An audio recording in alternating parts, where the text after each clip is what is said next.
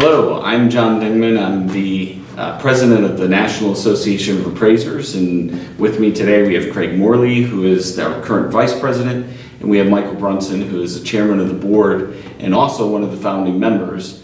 And so, Mike, I would actually like to ask you on behalf of our membership and those who are interested in becoming a member, as a founding member, who founded, who sat together, how did you even dream the NAA up, and why the name and all of that good stuff?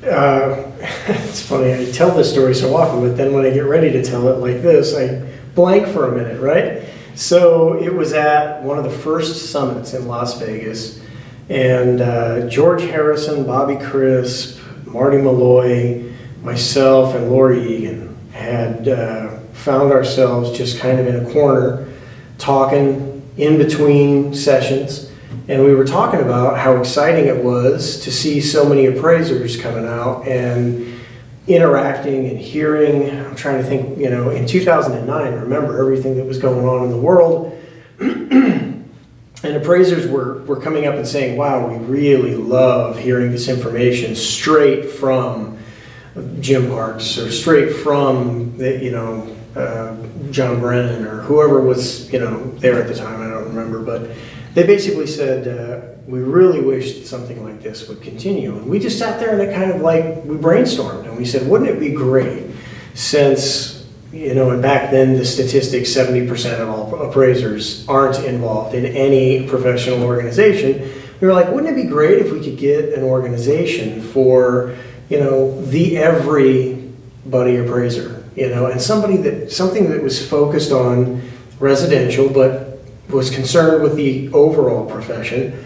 And we talked a little more, why won't people join the existing entities and stuff like that? And, there's all the pat answers that you hear every time you ask that questions. But we were like, forget about why they won't. What if we wanted to encourage them to join a new national organization? And of course, we started thinking, well, the model, let's not reinvent the wheel. The model is NAR. They have one national organization that represents all realtors.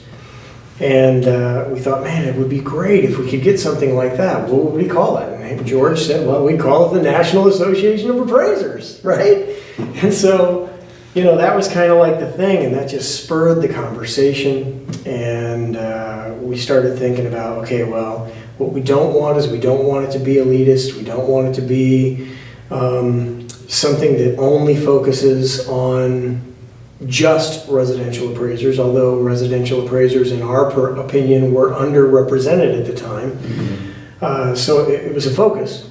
But really, we said, it has to be efficient. It has to take advantage of technology. It has to be low cost, because the goal isn't to have a great big bureaucratic entity that takes thousands and thousands of dollars from an appraiser, when in 2009, appraisers, many of them were barely getting by. So the goal was, hey, $100 a month, let's be advocates, let's really emphasize having the members do the work, right? And so get everybody involved and get them on board. Let's find out what they're passionate about in their neck of the woods, and hey, why don't we help individual states form entities? Bobby had helped form a state coalition in Texas. I had helped form a state coalition in Nevada.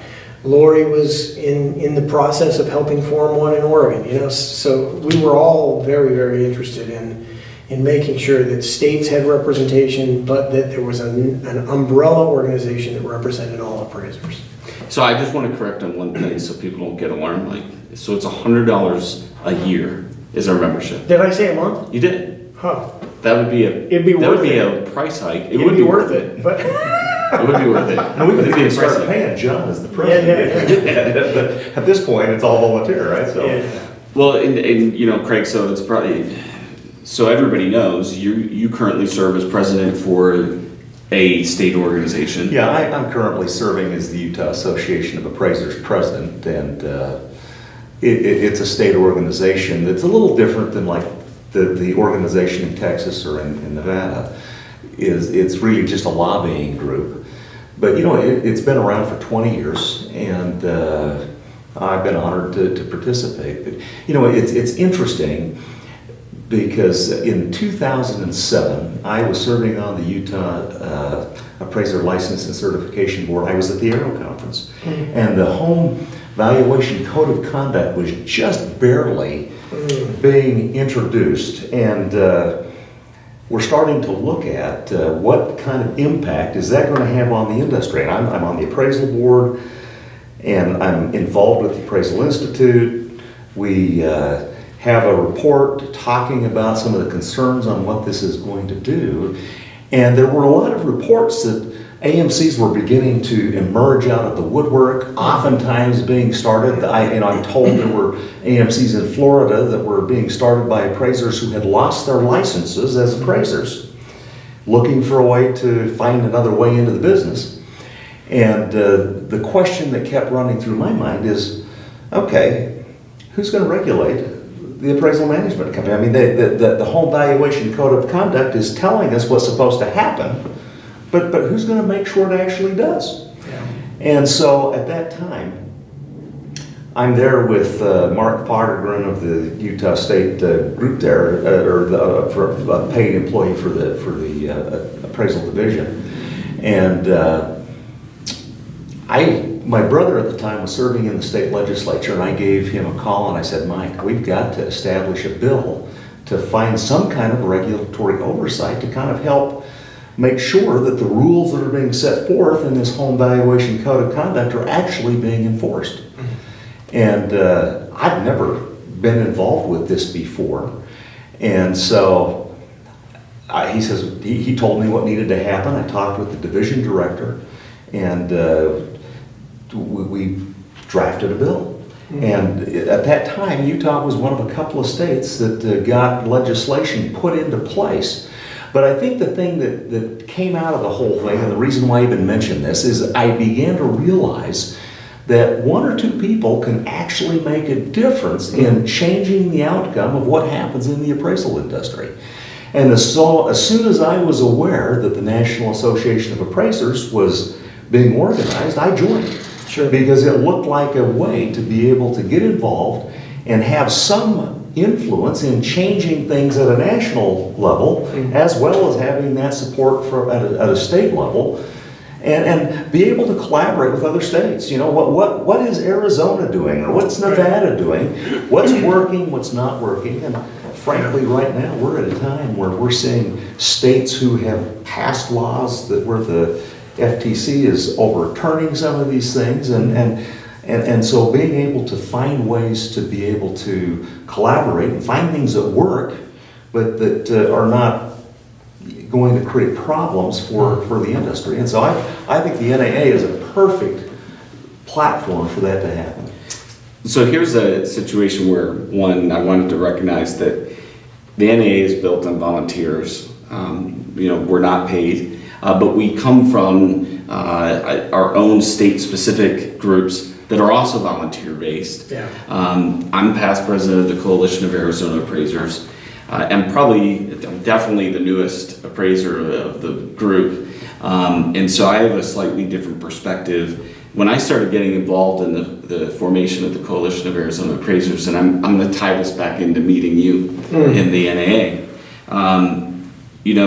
there was a coalition in Arizona when licensing occurred. Yep. And so a lot of the state coalitions, what I learned over the years trying to make contact with some of the folks, is they came into existence for a single cause, and then they sort of evaporated, or they went away. It's no longer needed. And then as the HVCC came along, they realized, well, wait a minute, we need to meet again. We need to battle this beast that's coming our way that's going to change the way we do business. And so I recognize, one, it's very hard for a single person to do something. But Mike, you always say, right, many hands make for lighter work.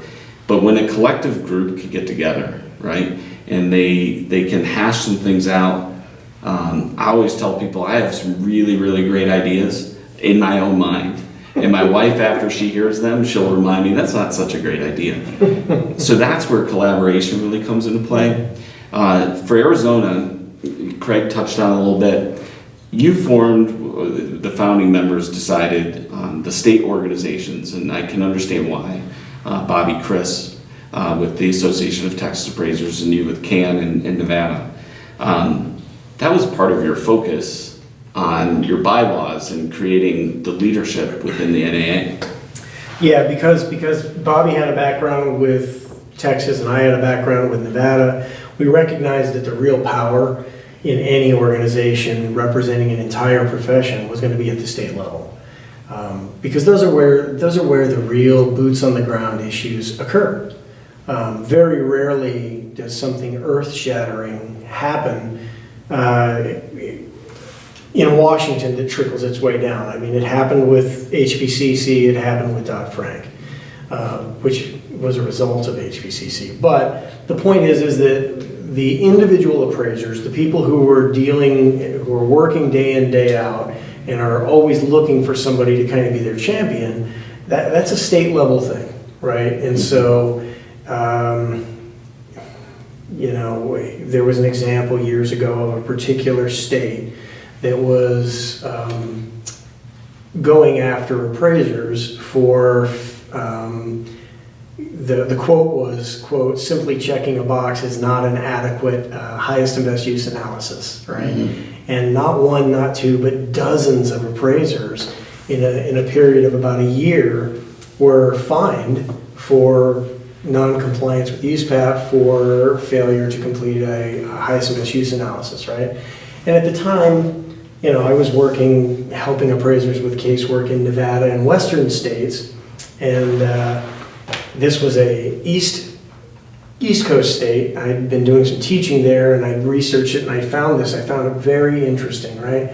So I go back, and then my phone rings a couple of months later, coincidentally, about a month or two after a Aero conference, and it's this guy in Ohio.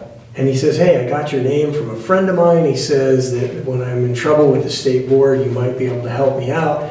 And I looked at it, and there's the exact language. Quote, simply checking a box is not an adequate highest and best use analysis, unquote. And I went, that's really interesting. Now, over the next 3 months, I had 5 other people in 4 other states call me and say, hey, I got a challenge with the state, and one of the issues is this highest and best use analysis, and they had the same language verbatim, quote, simply checking a box is not an adequate highest and best use analysis, unquote. And I thought, man, they are efficient at Aero. They know what works, and they find what's wrong, and then they share what's wrong, and then all of a sudden it becomes the violation du jour, right? Yeah.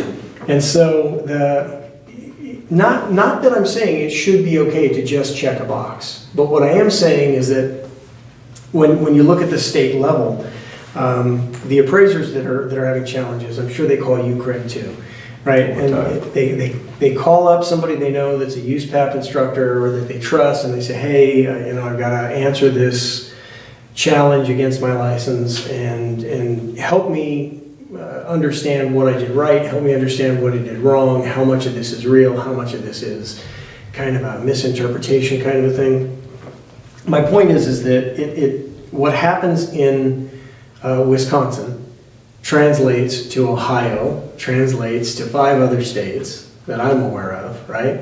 And so if it's happening in Utah, if it's happening in California or Arizona, if it's happening in Nevada, it's only a matter of time before that same issue rears its head somewhere else. So the states will deal with it first, right? Mm-hmm. And then maybe Craig will call me and say, hey, have you ever heard of this? Is this something you've seen? And there's a few other guys that do that, trying to help appraiser out work, and we'll say, yeah, we've seen that once or twice, and we can track it. You can watch it just go all the way across the nation. The idea with the NAA, though, that was a big sidebar, and you feel free to edit that. The idea with the NAA was that because of my experience forming a state coalition, because of Bobby's experience forming a state coalition, we were really intentional to make sure that the NAA was going to be driven by state issues and watch carefully for national issues. And so the idea is that if the NAA is aware that Ohio, Wisconsin, Michigan, and Nevada are all dealing with the same issue. Let's put them together, right? And let's let their state organizations work together to resolve the issue. And then what the NAA is going to do is once they resolve the issue, and we'll help in any way we can, right? We'll throw brain cells at it. If we have to, we'll throw a little cash at it, right? But once they resolve the issue successfully in 1 or 2 states, then what we do is we share it with everybody. Hey, we hope that hasn't come up in New Mexico, but if it does, this is what has been successful in defending appraisers in 4 other states. And so the goal of the NAA has always been put states together that have similar issues, or appraisers together that have similar issues, work towards a resolution, right?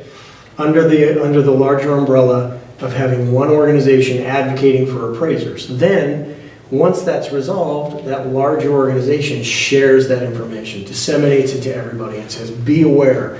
They go to Arrow, and they share at Arrow. They say, hey, listen, the NAA watched this happen in 4 different states. This is how it resolved in 3 of those states.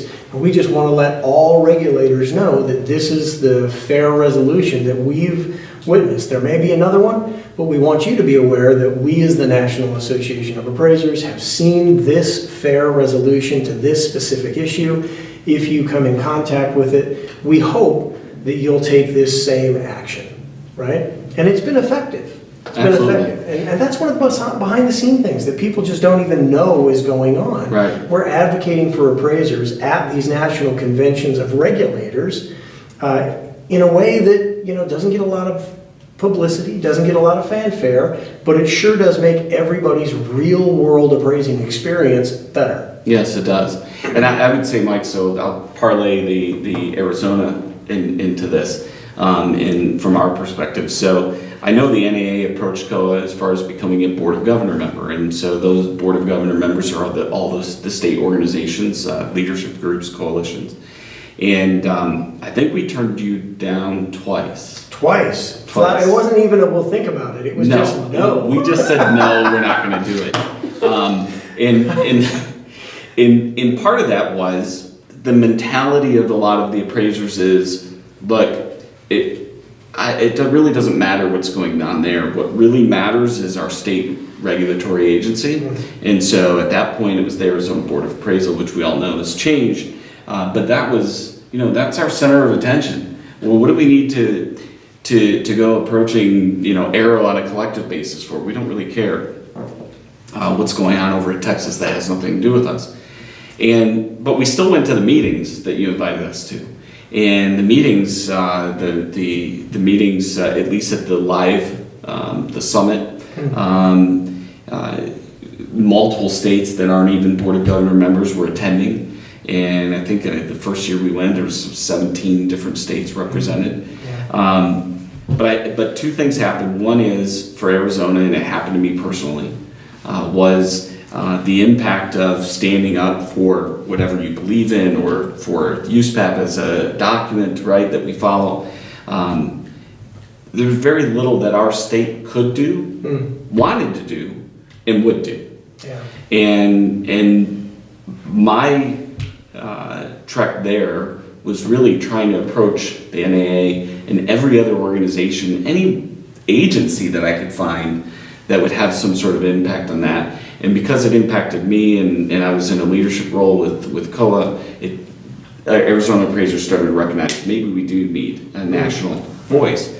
And then on top of that, and I think it was Bobby, which I didn't think Bobby didn't have answers for stuff, but Bobby in Texas had an issue related to land appraisals and VA, right? Residential appraisers declining VA work because they didn't want to get a complaint with the TALCB. In another state leaned in before the NAA could even do so and said, oh, we had a similar situation. This is how we solve for it. And whether you want to call it back channeling or whatever, they started communicating with one another to solve that problem there in Texas. And I think then a couple of other states said, wait a minute, we need to take notes. What if this happens to us? Right. And so we joined after that, right? So that was Thankfully, yeah. and I don't think you asked us the third time. The Coalition of Arizona Appraisers just joined. So I know that Utah is also a Board of Utah's- Governor member. Yeah, the United Appraisers of Utah is the group that has joined, which is a board member with the Utah Association of Appraisers. And it's such a benefit to be able to have that resource that you just can't get it any other way. You know, one of the things that always is interesting to me is USPAP kind of uses the legal standard as what would your peers do.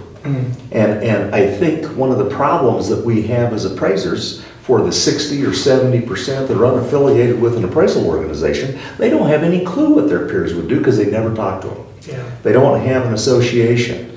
And so I think the beauty of this kind of a situation is that I can find out what my peers would do. What do I do when I get a house in a commercial zone and I'm a certified residential appraiser? Can I do it or not? In Texas, you know, I'm on over 50 acres. And at one point they were kind of saying, well, you gotta be a certified general. Well, how do we get stuff done in these rural areas where everything's predominantly large acreage? Yeah. And so the idea of being able to have a group of appraisers that you can, you know, that you can visit with and help solve these problems, I think is just a real advantage that where are you gonna get it? I think that's huge. It also plays another more important role, and that is most people know who Lori Noble is, and Lori's in West Virginia. And I remember prior to the formation of the West Virginia Coalition of Appraisal Professionals, that's their name, they were having trouble getting an AMC law introduced to the legislature there in West Virginia. And Lori was trying to go, as the story is told, on her own. And she was just being ignored. And for those of us that visit legislators, right, if it's just our name signing in to visit, we really don't get a lot of attention. But if it's an organization trying to visit, they seem to pay a little bit more attention. And when they formed WVCAP and they started getting collaboration with some of the other associations, that's when they started listening, and they have their AMC law. Right. And so really important. It's important that states participate, as far as I'm concerned, within the Board of Governors. As I've learned now over the course of the years, they participate just like any other board member, to be honest with you. I mean, Yeah, absolutely. They have their place in line to their opportunity to speak. It's grown to a point where we now have a chair and a vice chair from one of the states, and those are selected by those states. Who are independent of the National Association's board. Yes. It's, the Board of Governors has their own chair, co-chair, run by state membership, and so the states are determining what's best and what's on the agenda. Yeah. It's beautiful. It's the It's way really it should be. They're coming together, they're sharing information, they're sharing knowledge, they're sharing experiences. And I'm just excited. You know, you said one thing. You said even even states or organizations who aren't Board of Governors members sometimes come, show Yeah. up. It's free. Show up. All you got to do is get to Vegas, and it's a tax write-off, I think. Check with your tax professional. But you get to Vegas, you come to the meeting, and you get to sit in the room with. We're over 17 now. I don't know what the number is. Yeah. But you get to sit in a room with people who are boots on the ground, practicing professional appraisers, who are dealing with specific issues. And I loved what happened last year. These guys took over the meeting and they said, what are the issues? And they just listened to what the issues were that everybody was experiencing, and they said, well, we can't deal with all of them. So what are the top three? Right? And they picked the top 3 issues, and then they said, all right, who's really passionate about this one? All right, you go over there. Who's really passionate about this one? All right, you go over there. Who's really passionate? The rest of you must be passionate about the other one. You stay where you are. And for the next hour, we're going to brainstorm on effective ways to come up with a solution to this challenge. And then, you know, when it was all said and done, each one of the groups had a representative and said, hey, listen, this is our issue. These are some real world examples of how it's played out. These are some suggestions that we heard, and this is what we think would be the best one. And then after they shared, it opened up to the whole room, and guys said, yeah, you forgot this. Oh, we did forget that. Well, have you thought, we heard about that over here, and this is the way we did it, and that's exactly the way you think you should do it, and it worked for us, it might work for you, It was beautiful, Yeah. right? Yeah. And people left that meeting, and they went away, and they went, I think we actually accomplished something. It wasn't just sitting in a room and talking about what's wrong with the appraisal profession. I think we actually may have fixed something. Right. You know what I mean? Yeah. It's exciting. So I'm going to transition to another topic because you mentioned the summit. So that's when the state organizations are getting together. That's historically the appraisal summit in Las Vegas is where we have our annual board meeting and our elections. Yeah. And the basis for that isn't necessarily the summit, but it's when you found the NAA. Yeah, it right? was founded in November, and that's just always been our annual meeting. Right. And so we do have we have bi-monthly meetings. I know the Board of Governors and the chair and co-chair can call meetings ad hoc or anytime scheduled or not, just like our committees do. But the board has typically also met in the spring. Yeah. And this past year, we met down in I believe it was Palm Beach. Palm Beach. And in conjunction with the Board of Trustees meeting, and also the NAA meeting, and we'll get to that in a little bit, but as long as I've been going to the summit and going to NAA meetings, there was some discussion always of, was there some other conference we could do? Is there somewhere we can go, to another state, or maybe we should be in DC and in Vegas every other year? And for one reason or another, it never came to fruition. I don't think the NAA was ever in the business of putting on a conference. We were working a conference. Yeah. But this past spring, or the year leading up to it, and it may be the success of the summit, it may have been the sale of the summit to another organization, but it got the board to start thinking outside the box, and at the same time listening to those states talk about, well, we have a lot of members that don't go to Vegas. We have a lot of members that don't go to DC. And, look, everybody's always talking about, why can't somebody come to us? Shoot, I hear it in Arizona. If there's something going on in Phoenix, the Tucson appraiser, the Flagstaff appraiser are asking, why can't somebody come to Tucson, right? And so we put together and agreed to put on our own conference. And so we're committed to the next 3 years. It's a spring conference, Mike. And the great thing is the first year we're going to Nashville. And we're going to work in conjunction with the Tennessee Appraisers Coalition. It doesn't mean that it's just for Tennessee appraisers and just for TAC. We hope to attract, the Mississippi Association, Lara in Louisiana with Joe Meyer, North Carolina, Virginia, the region, really, right? And it'll allow everybody to actually participate, maybe go somewhere new, maybe go somewhere they didn't plan on going before or they've always wanted to go to. And then next year, after that, we'll go to a location on the West Coast. Other than Las Vegas. Other than Las Vegas. Other than Las Vegas. Other than Las Vegas. And then we'll go back to the East Coast somewhere.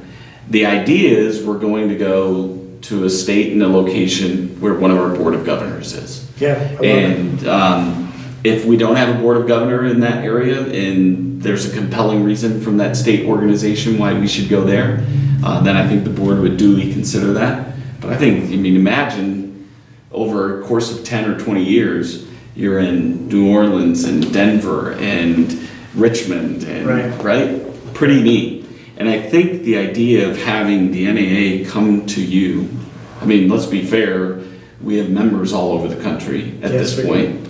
And so going to their location, meeting them, and then also joining hands with the state organization, I think it sends a pretty loud message to their membership, right?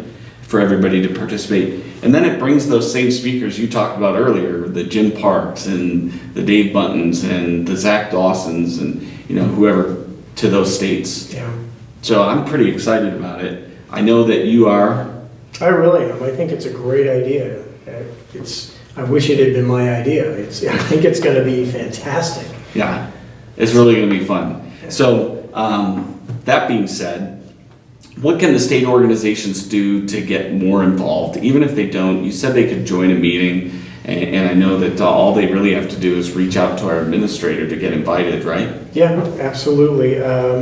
Teresa's fantastic. I think if you reach out, is it admin at NAA Appraisers, or is it? Admin or info? I think it's info, at naappraisers.org. Teresa Walker is just really dedicated to making sure that anybody who wants information about NAA gets information about NAA. She's been fantastic, along with you, John, in expanding our web presence and our social media presence. Our new website is fantastic. She just helped another state organization set up their website. Yeah. What state was that? So she helped Arizona set up their website, changed completely over. Yeah, and it's not just a website, it's a membership database Yeah. built into the website. It handles billing, it handles newsletters, it handles a membership profile database so that anybody looking for an appraiser in Arizona, if they get to the associate, what's it, if they get to COA's website, I was thinking of Texas in my mind. If they get to COA's website, they can type in and say, I'm looking for this specific type of an appraiser who specializes in this type of property, and your members are going to be highlighted. Absolutely. That's fantastic. Yeah, no, it's a no-brainer, and so it was really worked out well for them. They were looking at, as I try to step back my own volunteer role, right? So I don't say no often, but trying to say no. Yeah. And the rest of the team, volunteers, looking at, God, this was a huge task. Yeah. How do we handle all this membership stuff? And we continue to grow. I think we're at 160 members in Arizona now. So we continue to grow, and there's excitement around the group, and we bring different things to the table for them. We've had a lot of excitement with the disbanding of the board and some other things that are going on, but nonetheless, and we just needed something a little more fluid, a little more interactive, allow the appraisers to have a forum that they could talk to just other Arizona appraisers for, and it's not being shared across Facebook and social media. No, it's good stuff. They needed the ability to rejoin. I think that was one of the biggest complaints we had from appraisers. When do I rejoin and how? Well, now it's easy. So it's Teresa's been great in helping everybody along the way, and I think she's trying to help who can. I'm pretty sure that Dan has asked for her help. I think he saw Arizona's website and went, we need that. Help us out. We'll pay you. Right? And I know she serves as an administrator already for Texas, and so her plate's probably pretty full as well. Yeah. But that doesn't mean that we won't help, that the National Association won't help another state organization. Right. I'm sure Craig can share stories about what Utah did wrong. I can share stories about what Nevada's done wrong. You can share stories about what Arizona's done wrong. But it's not to focus on what we did wrong. It's to focus on don't make the same mistakes we did. Yeah. Do it right the first time, so you don't have to go through those growing pains that we did. Right. Learn from our mistakes. Absolutely. So. What, Craig? You've been going to the conferences, the summit for a while. I'm sure the same expectations will hold true for the spring conference. But when you're at the conference, and I know that that's grown as well, in part I think due to the NAA's efforts of attracting its membership and et cetera. What do you see there at the conference? I can tell you my feelings last year, but. Well, for me, it's just so interesting to be able to get people from across the entire United States coming into a collective place, having national speakers come and kind of help get people up to speed on what's going on with FHA, with VA, with Fannie Mae, Freddie Mac. I mean, this is such a dynamic industry, and there's so many things that are changing that if we're going to be professional appraisers, you've got to know what's going on. You've got to understand the expectations, and to be able to hang out with some first-class people and presenters, and to be able to know what's going on is such a beneficial thing. And for me, I get more out of maybe even than some of the breaks, where we're able to just sit down and collaborate with people from around the entire country. And be able to talk about the issues and how to solve them, because ultimately, if the appraisal, if we as appraisers are going to remain relevant, we've got to know what's going on. Yeah. And we have got to be able to meet the needs of what the appraisal users want. Yeah. And that, I think, has probably been one of our biggest deficiencies as a professional group, is that we kind of get used to doing things the way that we've always done them, and we don't want to change. And it's changing. And there's tools and technologies that are really good that we're not using. And so, you know, if I'm going to sit in my office and just kind of pretend that I'm going to be able to do business tomorrow the way that I'm doing it today, you know, we're really missing the boat. Yeah, I agree. And so being able to see the sponsors, the people that are there showing you what these are some of the tools that are available. I love that stuff, you know. The new technologies, Yeah. right? Just look at all the different new technologies that have been introduced to appraisers at the summit since 2009 when it started, right? Mm-hmm. I remember when ComCruncher first came out, and I was like, wow, that is awesome. And then just this last year was Pairs by Gandy. Was that last year or the year before? That Pairs was the year before The that. year before, that debuted to the public. I was aware of it a little bit before that. But, you know, people were like, wow, this is a new spin on ways to do this. Then you've got Andy Arledge and his Appraisal Genie that was just going crazy, that was, you know, introduced to a lot of people. So seeing the technology is cool, but I think the technology is cool, and you're a techie, so you love that stuff, right? I'm a people guy, and I got to tell you, over the years of the summit, the thing that I remember is like I've got like solid, real good friendships with people who I have never met outside of the appraisal summit, right? I got a guy named Wally. How you doing, Wally? He won a pocket knife or something like that, and was realizing he was getting on a plane. Oh, he drove down and brought a pocket knife and realized he was flying back and couldn't get it on the plane, so my son loves that pocket knife. Thank you very much. You know, and then I keep meeting new people. It was either last year or the year before, I met a young lady named Brianne, and she was on the fence. She's like, yeah, you know, all these organizations, they want your money, they don't really do anything for you. And I'm like, try it for a year for free, right? She's like, well, now I can't buy everybody a free membership, but I mean, I paid for a membership the first year. I said, hey, listen, you go ahead, you take care of being a member for the first year. If it doesn't do you any good, then don't renew, right? I think she's still a member. So She's still a member. you're talking about Brianne Brown. So she's out of Pennsylvania. Not only is she still a member, she is a key component to our membership committee. I love that. That's how much she Absolutely believes love in the that. group. Absolutely love that. You know, you meet somebody new who's on the fence, and you say, listen, what do you have now? Nothing. Well, is something better than nothing? You know, Absolutely. it seems like a silly argument, right? Yeah. Is something better than nothing? For $100, you check it out for a year. What's it cost you? $100? You know, and if you sit on your thumbs and do nothing, you're going to get nothing out of it. But if, like Brianne, you decide that you're going to volunteer on a committee and, you know, participate, yeah, you might find that you really enjoy being involved both at the state and the national level. And I, you know, to your point, and I'm going to bring somebody up that you know, and you could probably speak of anyways, but, you know, we've already talked about the cool things with Jim Park and Dave Bunton, whoever else is going to come and speak at the conferences. But, you know, Mike, you talk about people you meet, and Brianne's one of them, and I think we can all pick certain people out. And last year, I think I called people out in the audience because I'm just so excited to see these people. And I remember there was a guy out of Texas, big guy wearing a cowboy hat, and I walked down the hall and I said, hey, Walt, how are you? He said, I can't believe you remember me from last year. Well, first of all, I don't know how you forget. How do you forget Walt? A 6 foot plus tall cowboy. Man. But there's other folks that really, you know, they get me excited to go to the summit or a conference. Yeah. Becky Jones is one of them. And I think she's a favorite of everybody. She started going to just check out the state leadership group, yep. Right?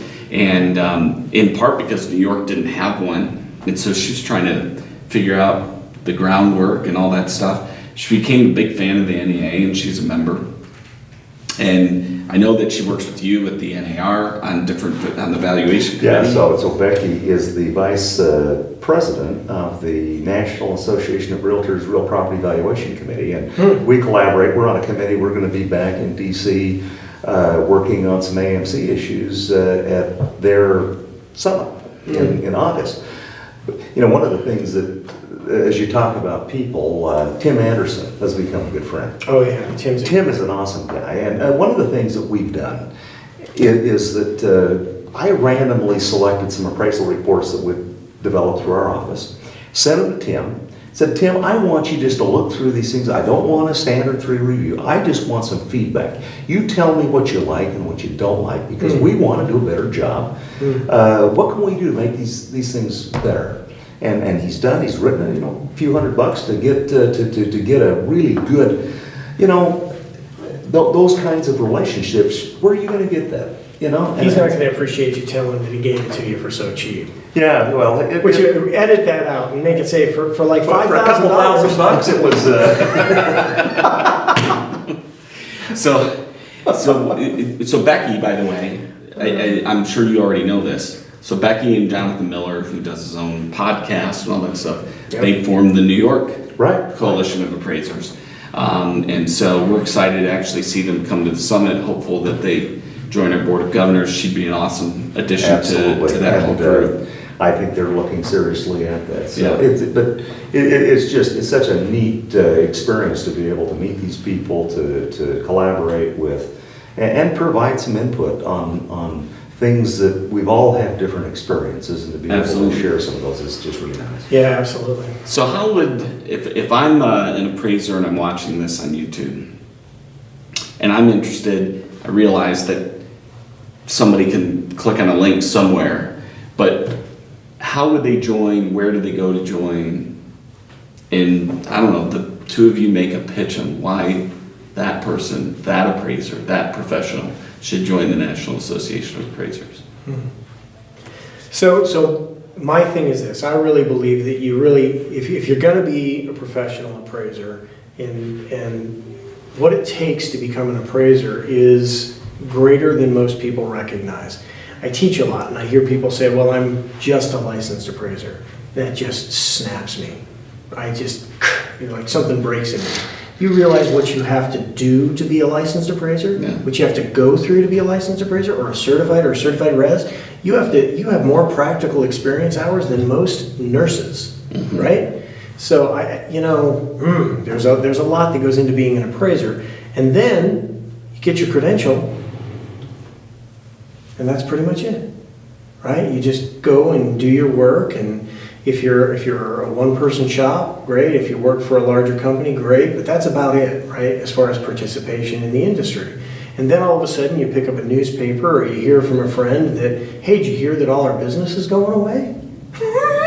You know what I mean? And everybody gets caught off guard. This can't possibly be true. What do you mean they're going to put something called a management company in place, and they're going to be in charge of deciding whether or not I get to talk to my clients? But I can't talk to my clients? What are you talking about? That'll never happen. Happened. Right? So, and not to bash the AMC thing, but that's the example of how disconnected appraisers were to the industry and to what was going on with all of the other stakeholders. Mm-hmm. So why get involved in the NAA? Well, you get a choice. You can either just keep your head down and keep writing your appraisals until somebody tells you you're not allowed to do that anymore, or you can participate in your profession. If you participate in your profession, that means that you either volunteer and actively visit your state legislature and or these national conferences that are going on where decisions about your profession are being made all the time, or you join an organization that will do that for you. And that's what the state coalitions do and the state associations do. That's what the National Association and many of the other appraisal organizations do. But again, the concept of the NAA is that we want to be low cost, high efficient. All appraisers, real property, personal property, intangible assets, residential, commercial, machinery, everything. We want to represent all professionals who give a professional opinion about the value or the worth of an item, right? And get paid for it.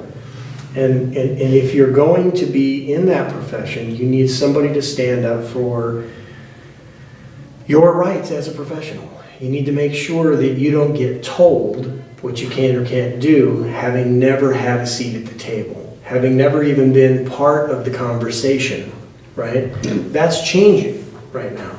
The most recent things that have changed is that we now have some statute of limitations that are better defined in the state of Utah.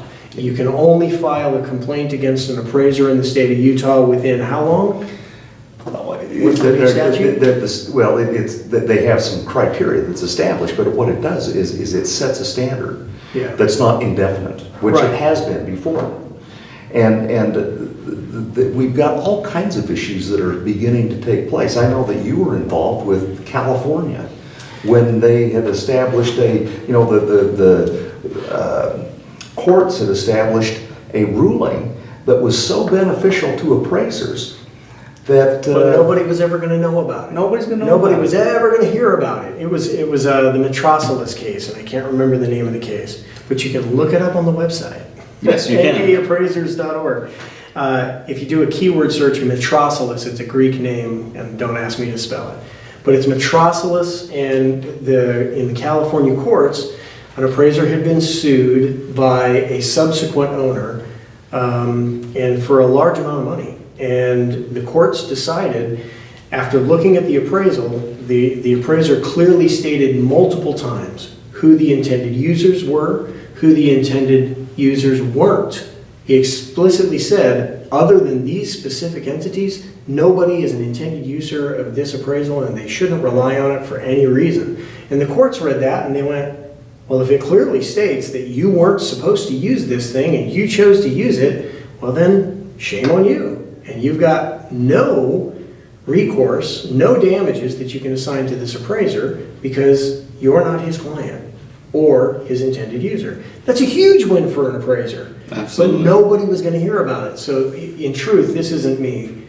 Peter Christensen made me aware of this. Mm-hmm. And with Peter's assistance, we petitioned the court in California. California has a law that says that if a decision that is not going to be published is beneficial to the public to a degree that parties believe it should be published, that you can write the court and ask them to reconsider and publish it, make it something that everybody across the nation can read and use as precedent.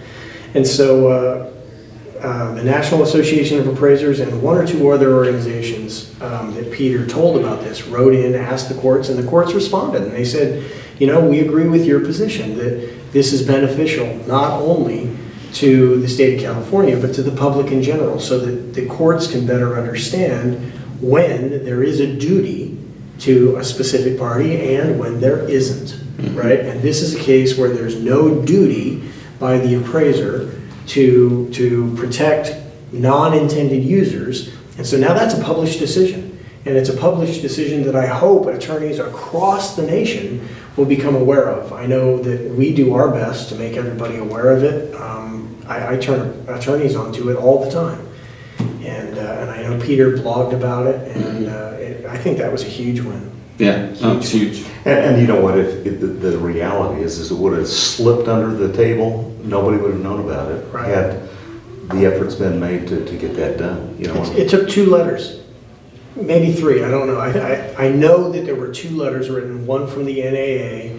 I was the president at the time, so my signature's on it. But it was a collaborative effort. Mm-hmm. And I can't remember who wrote the other letter.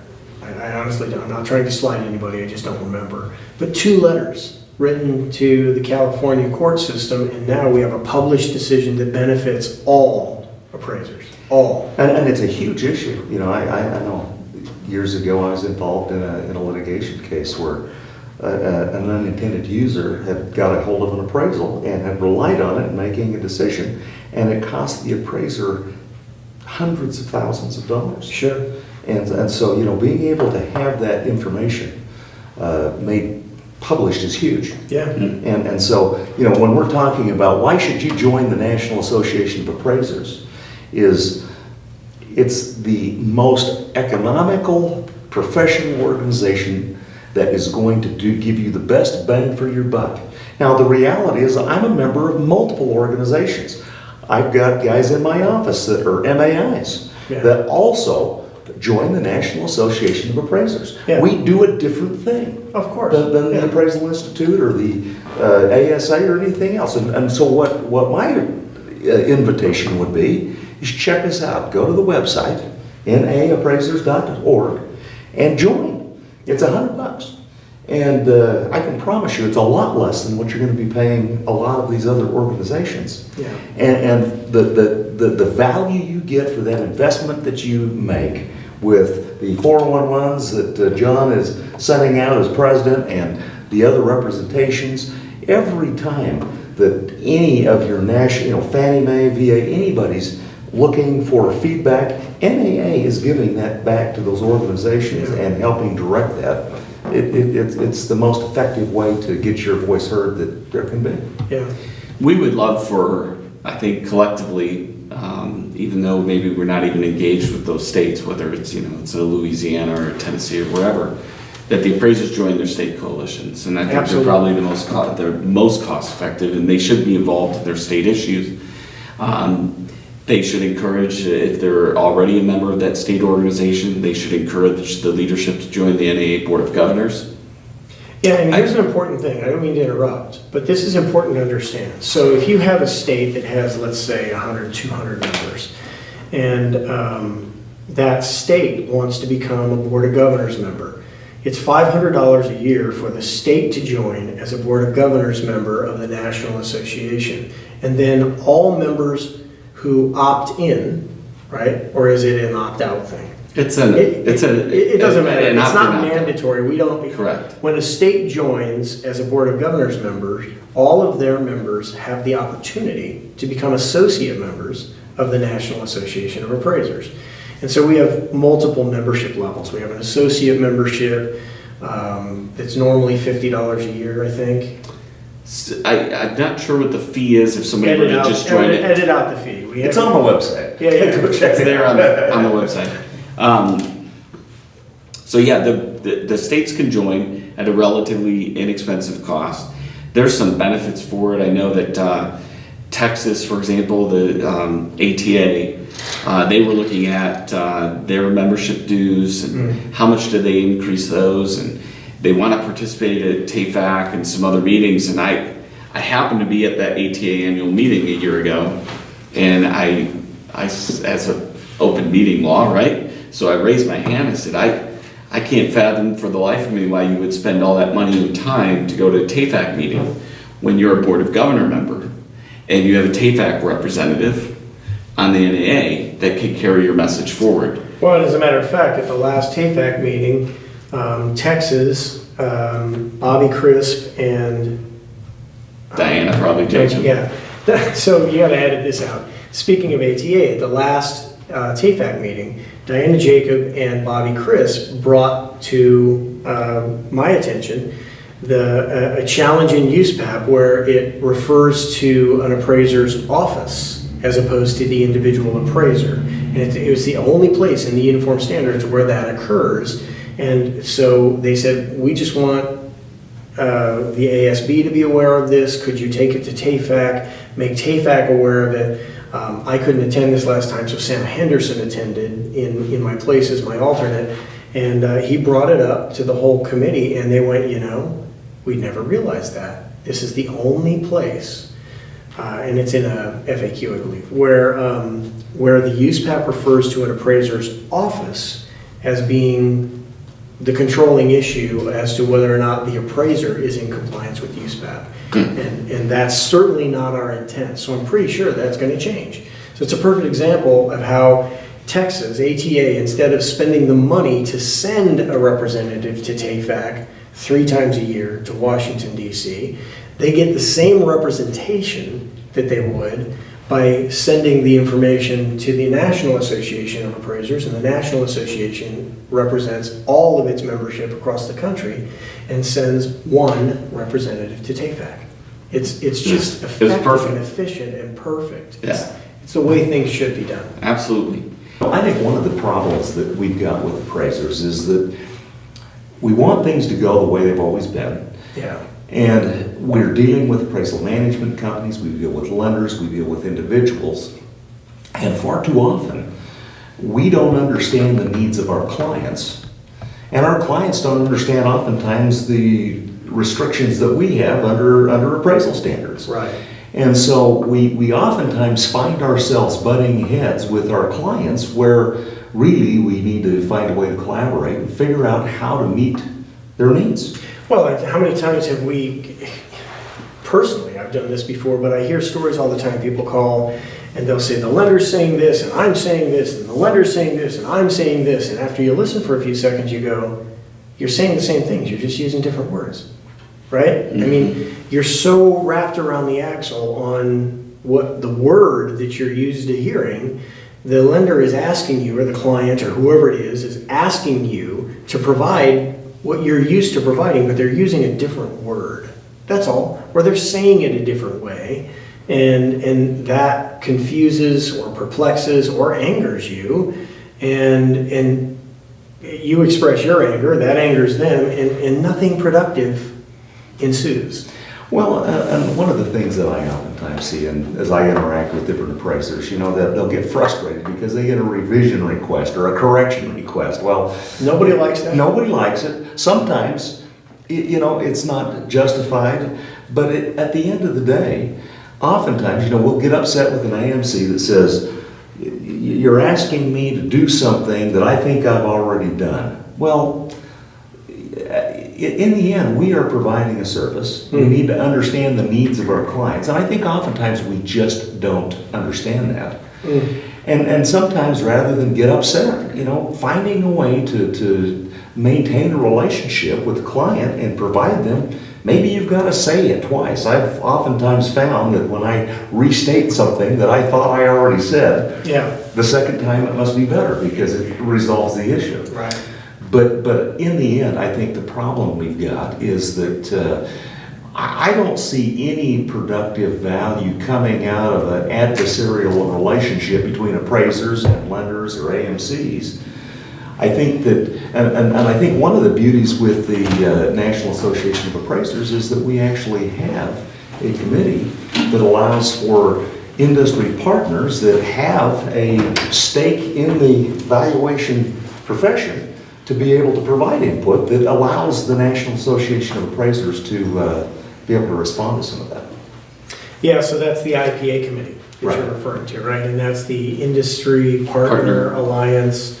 I think it was creatively named to sound like the beverage that they Yes. enjoy after every committee I think so. meeting, right? Yeah. But so the word alliance, a lot of people are going to hear that and they're going to think, oh, you know, there's an alliance between an unholy alliance between appraisers and these terrible other entities. You know what I mean? And that's not what's happening. What's happening is we're professionals and we work within this paradigm where there's a lot of government and state regulation, and we need to know the concerns and the challenges that our clients are facing with the practitioners. And so what better way to understand that than to hear it straight from their mouths? So anybody, any industry partner that's interested can join and be a part of this committee. And then what happens is they come and they say, this is why we hate appraisers, right? Because they're no different than appraisers who show up and say, this is why we hate AMCs, right? This is why we hate appraisers. And they lay it out on the table. And we sit there impassive, right? And we kind of listen. We're not going to scream and yell back and forth because that doesn't accomplish anything. We're going to listen. We're going to hear what they're going to have to say. If we can, we're going to clarify the issues where they don't understand. Hey, there's a regulation that precludes the appraiser from doing that. Or, you know, what you're asking for is great, but you're really asking the wrong person, right? Or, you know, yeah, that's reasonable, but it's not part of a traditional scope of work for an appraisal. So if you're going to ask an appraiser to do that, you might consider paying a little bit more for it. They might be a little bit more receptive to it. You know, stuff like that. And so we're going to hear the concerns. We're going to try and come up with a productive solution. And maybe we just agree to disagree.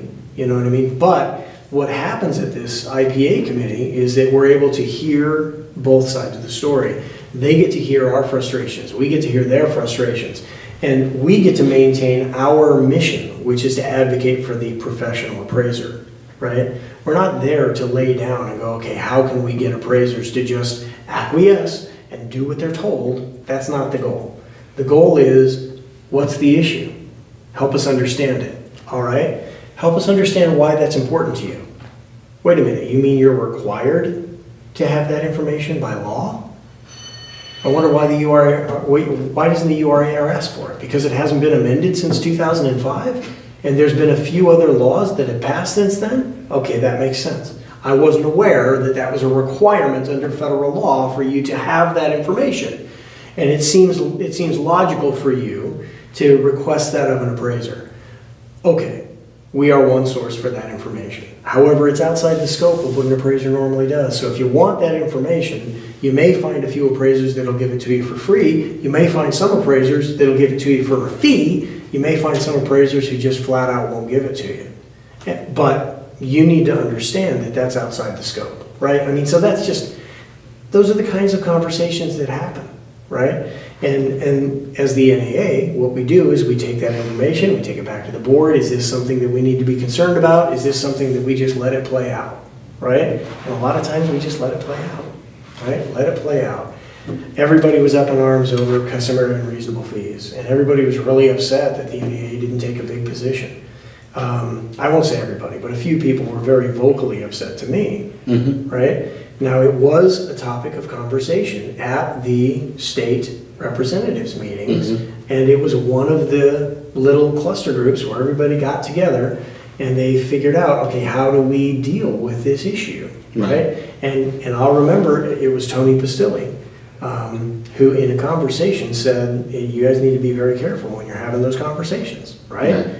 And lo and behold, here comes the FTC coming in and going, wait a minute, you guys can't dictate a fee like that. That's against a bunch of different laws. Yeah. Right? So, you know, and I don't think that, I don't know that I agree with what the FTC is saying. Right. I'm more in favor of the states right now, but I need, if the FTC does come down that way, it doesn't make any sense to pound your fist on the table and get angry. You just need to realize, hey, listen, if that's the case, how can we address this issue in a manner that is productive and doesn't violate a law? Right. Yeah, which by the way is don't accept cheap fees.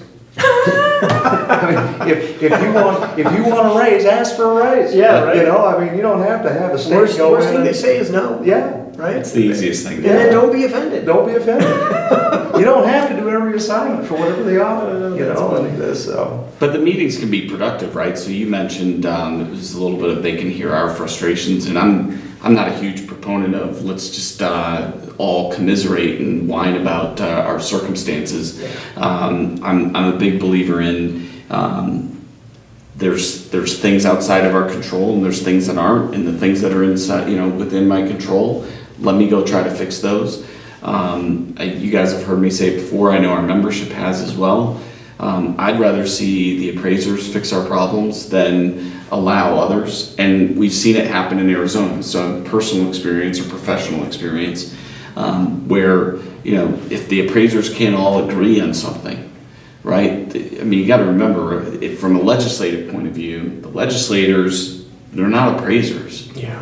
Although I tried to become one time. But overall, they're not appraisers. So they don't really understand what it is that we do or how we do it. And so when all they hear is disagreement, then they figure maybe you guys don't know either. Right. And when there's all of this agreement from all of the other stakeholders, then maybe that's the more That's sane the way to route go. to go. Yeah. And so they'll choose that route. And so I look for more constructive ways to achieve our goals and missions. And is having those industry partners at the table also proven to be beneficial to be able to share that kind of information? Has it been that two-way street? It's been hugely beneficial. A lot of people stopped coming to the summit when we started having a track that was dedicated to lenders and AMCs and a track that was dedicated to appraisers. And that's fine. But the fact of the matter is that these are the people that we work with. And there's a couple of people, and I don't remember their names off the top of my head, but there's a couple of people that were really upset with that until they sat in on one of the sessions. And then they realized, this is an opportunity. Right. They don't know.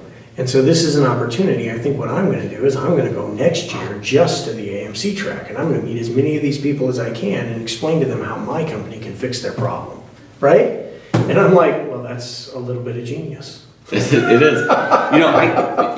You say that, so I'm going to circle back just for a minute on that. So it's interesting to me because you mentioned in a prior discussion, Mike, about licensed appraisers, and I find that we as appraisers not only, and I asked this question, in fact, I asked it, I was in Texas, it was a group of almost 200 appraisers for a class, and I said, do you guys feel like we're divided, right?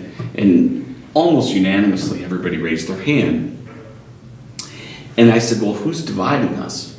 Because it feels like we divide ourselves and our stakeholders, the people that deal with us, our users of our services, they don't have to make an effort at all. We're already doing it.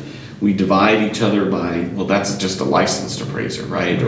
Or we even divide our profession by the choices that we make as far as our career paths. Oh, you went to work for the county assessor's office. Well, you couldn't hack it in the field. Or you're going to go work for a lender and work in the review department. Well, you don't know what we go through. And what I found interesting, and I thought that was the mission at the summit in dividing those two tracks, was very pensive audience when everybody was together. Yeah. And people looking around like who's in the room and who's going to ask a question and who's not. The fact of the matter is, a review appraiser that works for a bank or an AMC doesn't need or want the same educational opportunities that an appraiser in the field wants. And so I thought that the summit was really just trying to offer them an opportunity to get the kind of compliance and review education that they were looking for. And then what I saw was two different groups becoming more active and more vocal within the conference itself and asking more freely questions. And then at the same time, like you, I met a few folks that wandered into other rooms because that's what they really wanted to do. And they wanted to hear from the other side. And some people came to, like a light turn on, and other people still held their ground, and that was fine. Yeah. What I do think has been also pretty neat is because the review appraisers for the lenders and AMCs are now in that track, their ownership and their leadership, non-appraisers, are now attending that event. And what's really cool is they're then participating in the live event with everyone in the room, and they're hearing some of the issues and some of the challenges that appraisers are faced with. And while they may have heard it from one angry appraiser calling them on the phone, they now see a room full of appraisers that are dealing with that on a daily basis. Right. And maybe that, speaks a little bit higher volume for them, and they can change their ways. Well, just like the legislator who doesn't want to meet with one individual, but will meet with one individual representing an association, right? If you are a CEO or the manager of an appraisal management company and you hear one or two angry diatribes coming your way, you may not pay much attention to it. But if you're at a national convention and the entire room is indicating that this is a challenge that we face and we find it unacceptable, you start to pay a little bit more attention, right? So I don't want to get off on this negative, argument about do we love AMCs, do we hate AMCs? AMCs exist.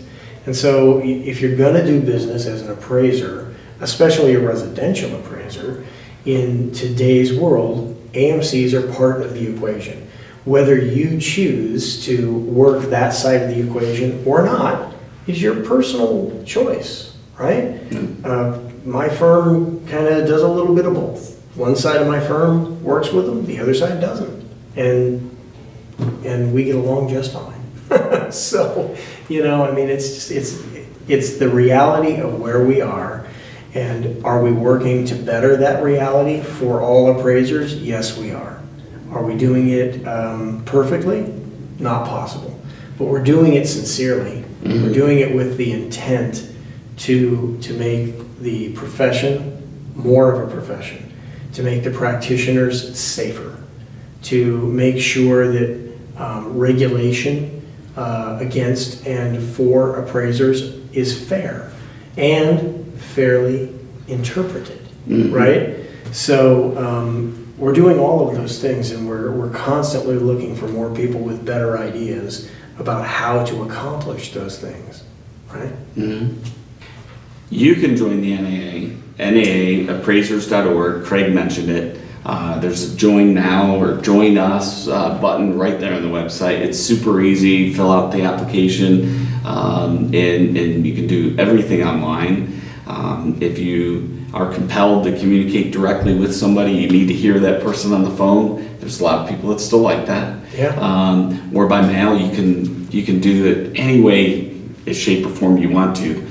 We're on all the social media outlets, so you can follow us or like us or whatever it is that you do there, and get some of the information, not all, that you would get out of your membership.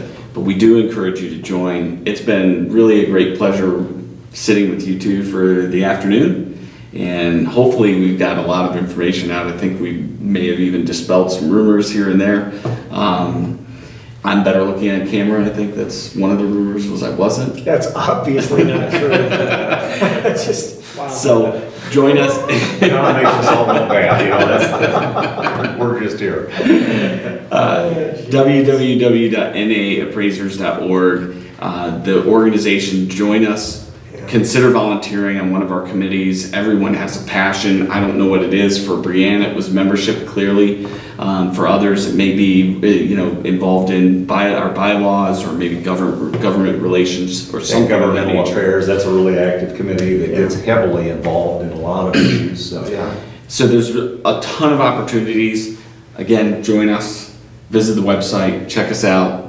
We'd love to have you as a member. We continue to grow, and we're excited about that. If we don't see you online, we'll see you at the next conference. And if it's not at the summit, look for news on the dates and the exact location in Nashville that will be at in the spring. Thank you. Coming soon to a theater near you. See you soon.